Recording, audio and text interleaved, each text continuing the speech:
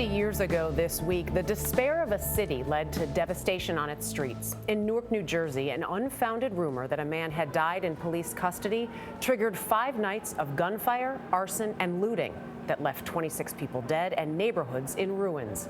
A half-century later, what's the legacy of the Newark riots? Michelle Miller is here with more. Michelle, good morning.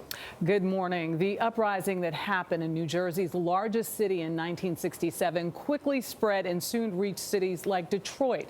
It was a long, hot summer for law enforcement, who were blamed by residents for fanning the flames of intolerance in these communities that they served.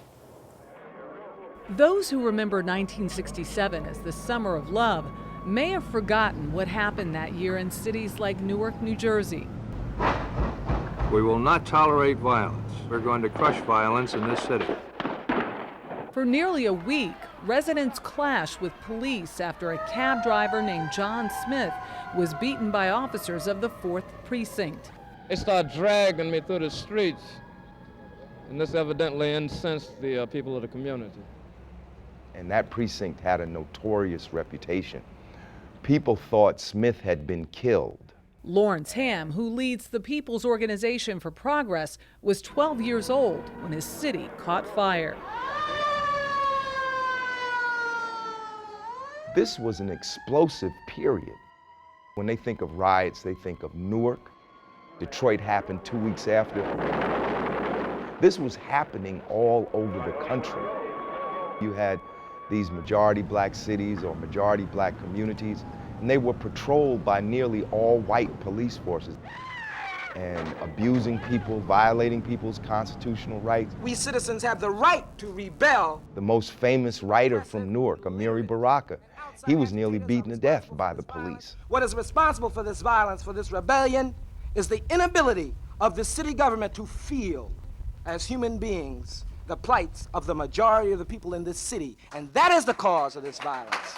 Newark native Emmy Award-winning was a poet, playwright, and political activist. His consciousness, his personal ideas, the things that he would do in the community was changing, and in fact was becoming more escalated. His son Ras Baraka is now Newark's mayor. Here you are 50 years later, running that very city and that very police department. Yeah, God has a sense of humor. You think? So, how has life for the citizens of Newark changed since 1967? Newark is a world away from 1967 in some places, and in some instances we still there. Emotionally, I think there are a lot of folks still in 1967 because we have not really grappled with that. We have not dealt with it. There have been efforts over the decades to distance this city from its past.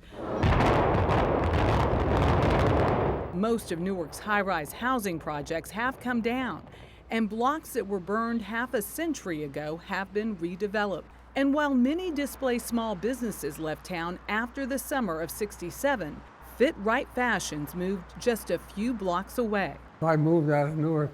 All these customers, they had no way to get to me. In 1926, Monroe Bierman's father opened this neighborhood dress shop, which now ships worldwide. No, a lot of people up to, even today, that you mentioned Newark, they said, no, I wouldn't go down there. They're afraid. Not you? Well, you get used to it, you know. The good news is that Newark recovered. It took a long time, and it took a long time for Newark to turn the corner. But there hasn't been a decade in the United States of America since then when there hasn't been an uprising in some city. Whether we talk about Rodney King, we talk about Ferguson, we talk about Baltimore, it'll continue to happen because the conditions that caused the rebellions in the 60s are still present in places in America today. This relationship between community and police, it's not just a Newark problem. This is a problem nationwide. So how do you prevent another long, hot summer? One is there's a few differences, right? So now you have people of color or the majority population here in authority and power, right? So you have them in the police department, you have them in city government. In 1967, that was non-existent. You put your police force in places where people can see them other than the relationship that they have of cop and criminal. The police showing up when somebody do something bad, you have the police present when things are okay. Though long cited among America's more dangerous cities, last year Newark claimed its lowest crime rate in 50 years. And the city's population is on the rise. What's on the horizon here? What do you see for Newark in the next 5, 10, 15 years? Newark is changing very, very fast. There's an economic boom here. We have billions of dollars worth of development happening in this downtown area, and it's spreading out into the neighborhoods very, very quickly. Newark has an opportunity to be a model for many, many cities around the country. Mayor Baraka also says we often mischaracterize what happened in his city as a riot. A riot, he says, is what rowdy sports fans do after a victory.